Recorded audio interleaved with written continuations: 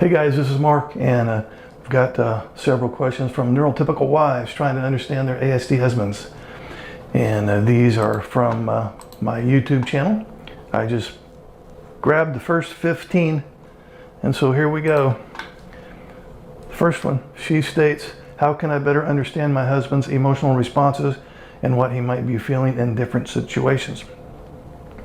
Okay, well, if he has ASD, he's going to have some emotions blindness. He's going to be out of touch with his feelings and other people's feelings. And also his display of emotions will be muted, with the exception of anger. If he's sad, you may not know the difference between when he's sad, happy, surprised.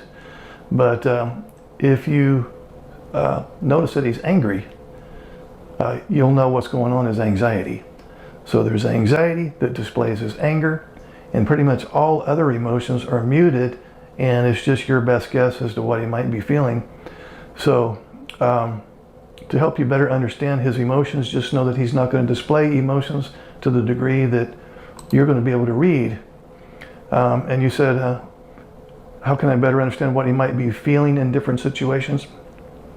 Again, I would go for the thoughts instead of the feelings. If you get the sense that he's feeling something that's off and is disconcerting to you, instead of asking him how he feels, I would just say, I'm not accusing you of being angry or anxious. It's my download. It appears to me that you might be agitated. I don't know. Is there something on your mind?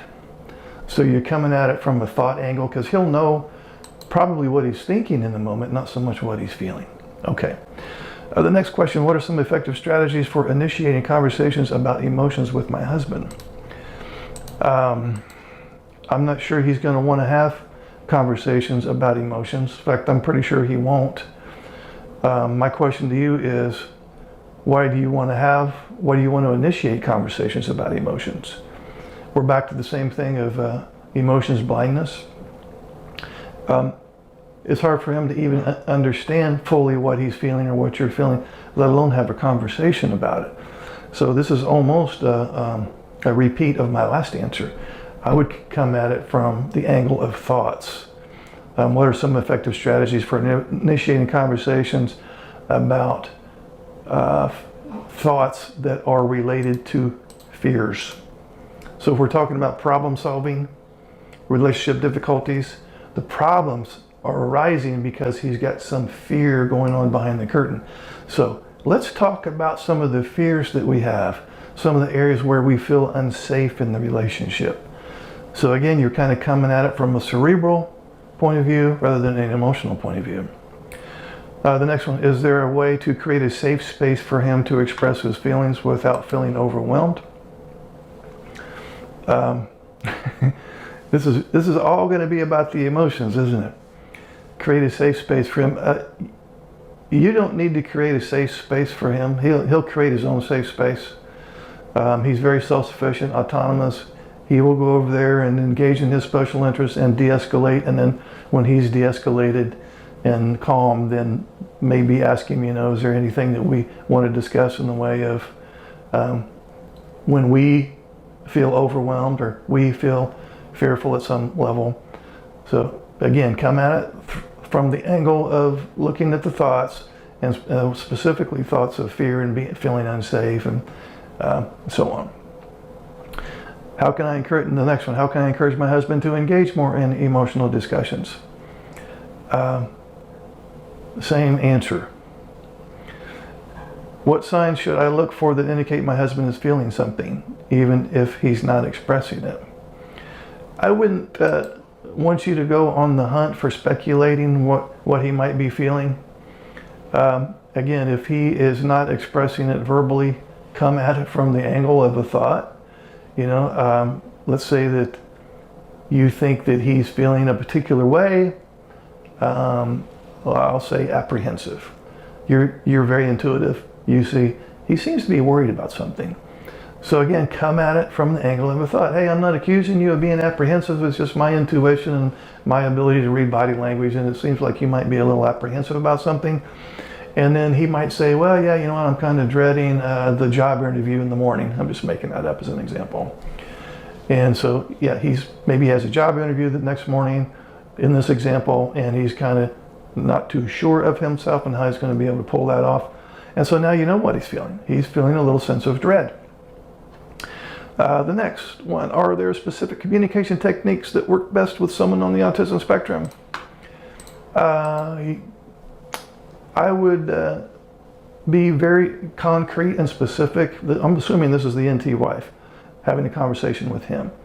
I wouldn't speak a whole lot about emotions and feelings. I would keep it to, you notice a theme here with the answers to all these questions.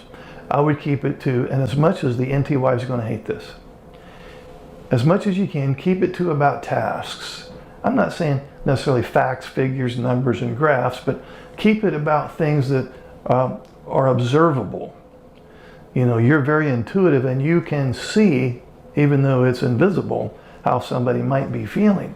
He doesn't have that ability, but you can see somebody mowing the grass.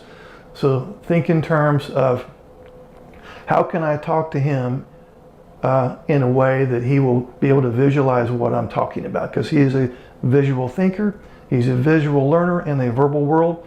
So as you're trying to dialogue with him, if you can create imagery, and if you're trying to convey a concern on your part, think in terms of, how can I paint a picture for this guy? The next one, how can I support my husband in feeling more connected without pushing him too hard? I would ask him, you know, how to help him feel more connected. I don't know what that looks like to him. So ask him the question. This is you talking to your husband.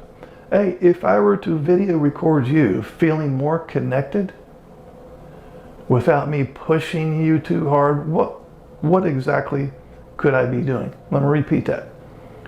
How can I support my husband in feeling more connected without pushing him too hard? Okay, ask him, hey, if I were to video record me helping you to feel more connected and not pushing you too hard, what would I be doing or saying, or what would I be avoiding doing or saying? Okay. Next one, what role does routine play in his emotional stability, and how can I help maintain that? I would ask you to get out of the business of trying to help with him. I mean, your heart's in the right place, God bless you. But your help, I don't think he's going to download it as helpful. In fact, he might download it as criticism. But with respect to what role does routine play, that is his emotional stability. His routine, you say, what role does it play? It's the only role that it plays. Routine is the role in his emotional stability. His routine, his structure, that's where he feels safe. That's where he feels calm. And so that's why he can come off as very stubborn and one-track mind and rigid, because he insists on routine, because that is his emotional stability. The next one, how can I cope with my feelings of loneliness when he seems emotionally distant? So you're saying that he seems emotionally distant. Ask him for his definition of that. Hey, what's your definition of emotional distance? And let him say, if he can come up with the answer, so you'll know what his definition is of being emotionally distant.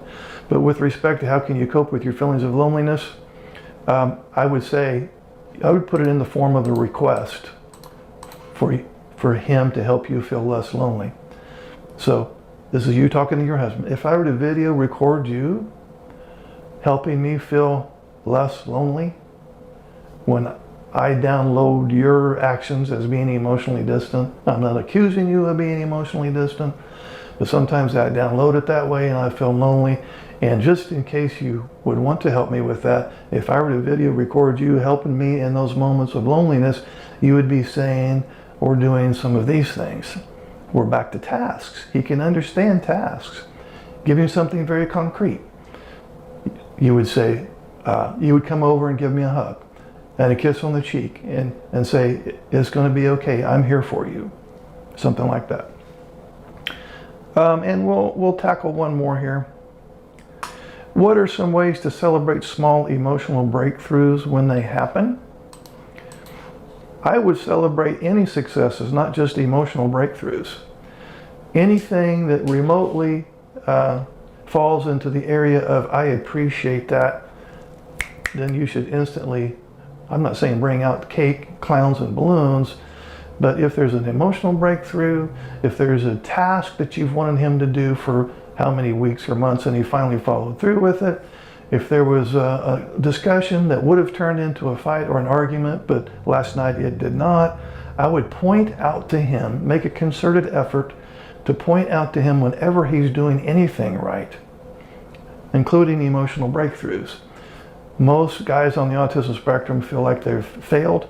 They feel like there's always letting her down, never can live up to expectations. They feel very defeated. But you have the power to boost that low self-esteem, and it doesn't take much. I'm not talking about compliments. Well, I like your cologne smells really good. Now, hey, I appreciate the fact that you help the children with their homework. That's a big deal to me. Thank you. One sentence, two sentences. So let's don't talk about celebrate. We're talking about simply pointing out with a sentence or two, some words of appreciation will be huge, huge. Okay.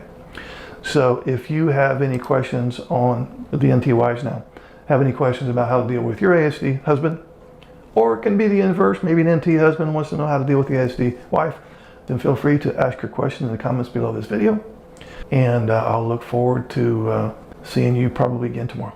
Okay. Would you like to schedule a paid private coaching session? This will be in the form of a face-to-face Zoom call. Underneath any of my videos, you'll see this Calendly link. If you click on that link, it'll open up my calendar. You can pick the available days and times that works for your schedule. You'll get a follow-up email immediately after purchasing a session that will have the Zoom link that coincides with the day and time that you picked. I will get an email too that you scheduled a session, and I will be available on that exact day and time, and we will talk. I look forward to working with you. Hey guys, this is Mark. Click on the join button underneath any of my videos, then click on members only videos, and then click on join. And for $9.99 a month, you'll have access to members only videos, which are excerpts from previous workshops I've conducted for NT partners, ASD partners, and the neurodiverse couple. New videos will be uploaded weekly.